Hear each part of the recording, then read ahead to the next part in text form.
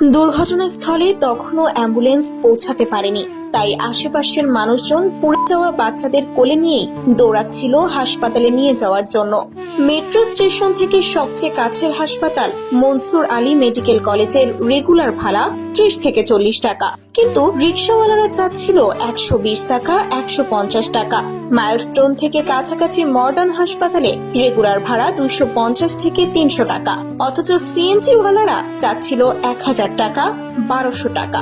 একজন লোক পড়ে যাওয়া একটা বাচ্চাকে নিয়ে অনেকক্ষণ যাবৎ ঘুরছিল, কিন্তু একটা রিক্সাওয়ালা কিংবা সিএনজি ওয়ালাও রেগুলার ভাড়ায় যেতেই চাচ্ছিল না।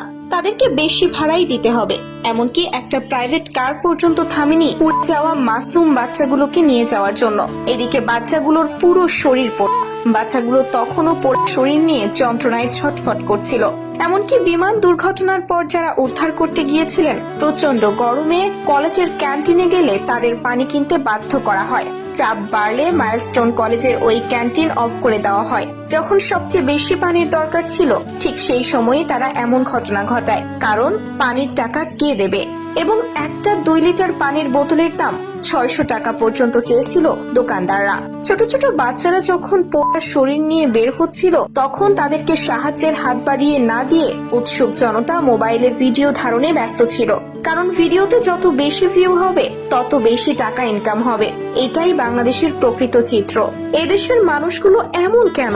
বিপদ দেখলেই ওরা সব কিছুর দাম বাড়িয়ে দেয়। এদেশের মানুষগুলো সভ্য হবে কবে? দুর্ঘটনায় তো সকলকে মহান আল্লাহ তাআলা জান্নাতুল ফেরদৌস নসিব করুন, আমিন।